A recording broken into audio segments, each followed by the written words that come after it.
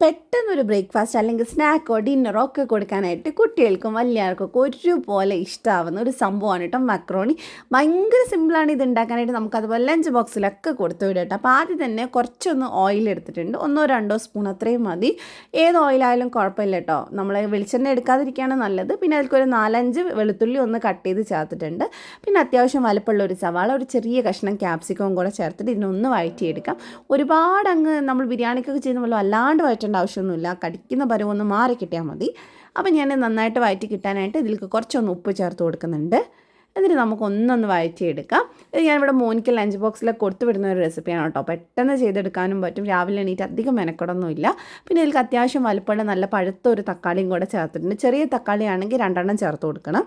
അപ്പോൾ നന്നായിട്ട് തക്കാളിയുടെ പച്ചമണമൊക്കെ മാറുന്ന വരെ നമുക്ക് ഇതിനൊന്ന് വേവിച്ചെടുക്കണം. പിന്നെ ഇതിലേക്ക് പൊടികൾ ചേർത്ത് കൊടുക്കുക. 1.5 ടീസ്പൂൺ കാശ്മീരി മുളക് പൊടി, 1 ടീസ്പൂൺ മല്ലിപ്പൊടി, 1/2 ടീസ്പൂൺ ഗരം മസാല, കുറച്ച് മഞ്ഞൾപ്പൊടി, കുറച്ച് കുരുമുളക് പൊടി. അപ്പോൾ ഇത്രയും ചേർത്തിട്ടുണ്ട്. എരിവ് ഓരോരുത്തരുടെ പാകത്തിനനുസരിച്ച് ഇച്ചിരി അങ്ങോട്ടും ഇങ്ങോട്ടൊക്കെ മാറ്റാൻ വരുത്താം കേട്ടോ. പിന്നെ ഞാൻ മക്കൾക്ക് വേണ്ടിയിട്ടായതുകൊണ്ട് പച്ചമുളകൊന്നും ചേർത്തിട്ടില്ല, വേണമെങ്കിൽ ചേർത്ത് കൊടുക്കുക. പിന്നെ 1 കപ്പ് മക്രോണി ഞാൻ കുറച്ച് ഉപ്പും അതുപോലെ തന്നെ കുറച്ച് ഓയിലും ഇട്ട് കുറച്ച് വെള്ളത്തിൽ തിളപ്പിച്ച് അതൊന്ന് എടുത്തിട്ടുണ്ട്, അതും കൂടെ ചേർത്ത് കൊടുക്കുക. പിന്നെ അതിലേക്ക് 2 കോഴിമുട്ട ചേർക്കുന്നുണ്ട്. പിന്നെ നമ്മൾ ഇതിനകത്ത് മക്രോണി വേവിക്കുമ്പോൾ ഒരുപാട് അങ്ങ് വേവിച്ചെടുക്കരുത്, ഒരു 90% അത്രയും വെന്താൽ മതി.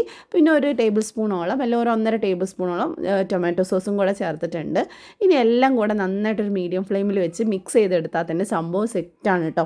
ആ മുട്ട ഇതിലേക്ക് നന്നായിട്ട് ഇങ്ങനെ ചേർക്കുമ്പോൾ പിടിച്ച് കിട്ടും. ഓരോ മക്രോണിയിലെ മുട്ടയുടെ ഫ്ലേവർ നല്ല പോലെ ഉണ്ടാവും കേട്ടോ.